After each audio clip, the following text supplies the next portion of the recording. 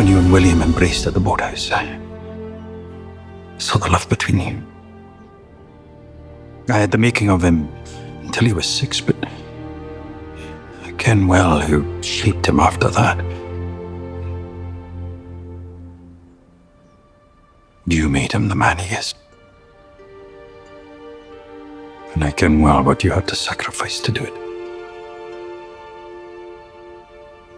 I have sacrificed many things. But raising William was never one of them. He's the greatest gift of my life, and I thank you for him. No. Thank you, John.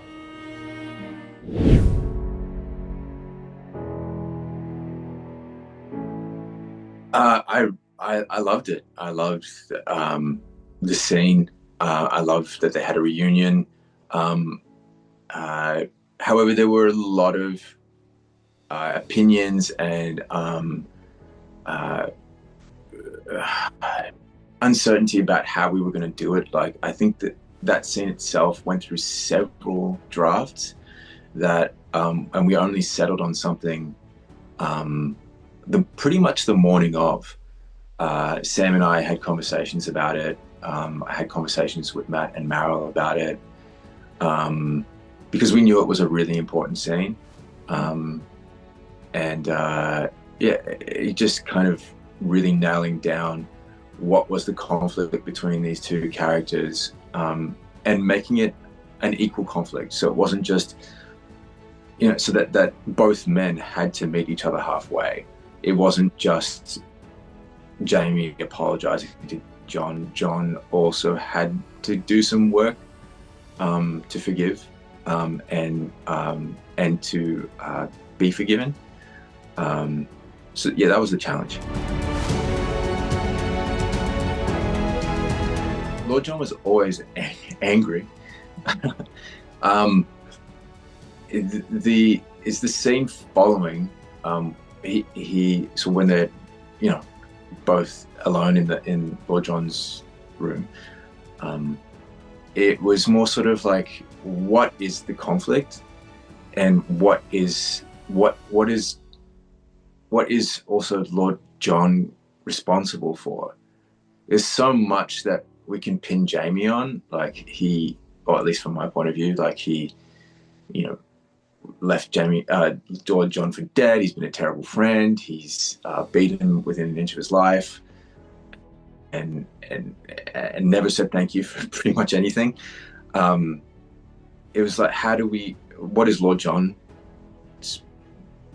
part in this conflict, and nailing that down of like him, the betrayal of the friendship. When the line is, when you said that you were f***ing me, that was a betrayal that made me feel, I can't remember what the exact line is,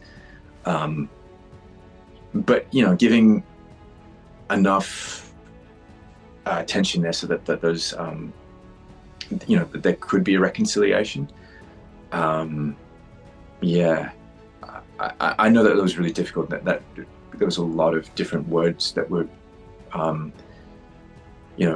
tinkered with, and we also didn't want it to sound like two modern men like talking about their feelings. It still had to have that essence of that conflict that Jamie and John have, that there is still a status play, and that they never quite haven't reached that full vulnerability with each other.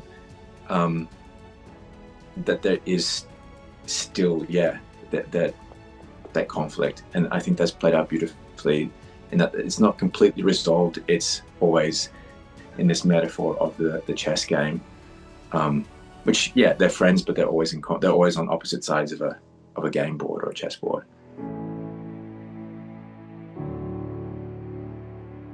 Yeah, it's very difficult to play that scene without stepping outside of it and being aware that it has this sort of full circle moment.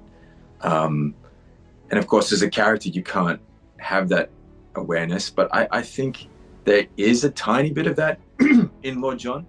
The fact that he is very happy that there's some kind of meaningful reconciliation between Jamie and William, and also this a conclusion to one of the most unusual parenting situations that's ever existed, ever.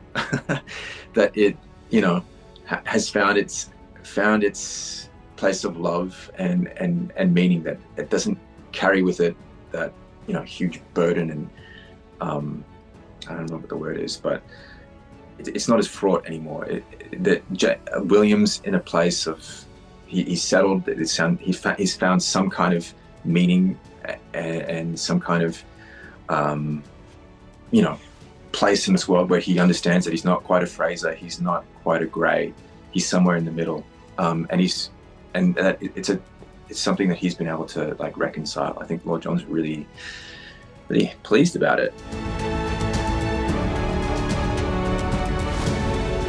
I think the episode is really sad in that we see the price that a gay man has to pay for love in the 18th century.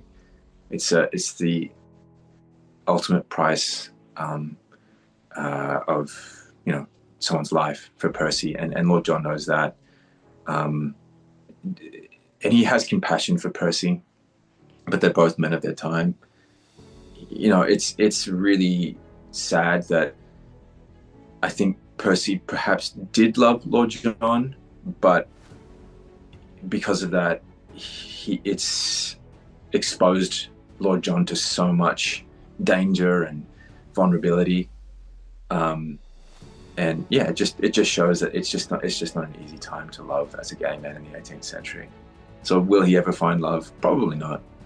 Not in the way that he wants. I think the character is great. I'd love to explore more of the character. He's an amazing character. I'd happily live in this character for as long as people would let me. And if people want to see more of it, then yeah, absolutely. I'd be excited to play the character again. But yeah, I really don't know.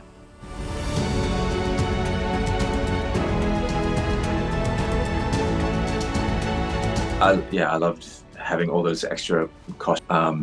It's great when we get to see the character unraveled, and you know, to have that beard do a lot of the work for me as well, in telling that story of how unhinged and unraveled Lord John has become. I loved it. It's funny that I mean, Lord John and Claire start out, I suppose, at least in the mind of Lord John, as rivals.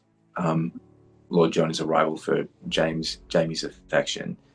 And then through 8 seasons together, they build this very deep understanding of each other that's shared through a common love of Jamie.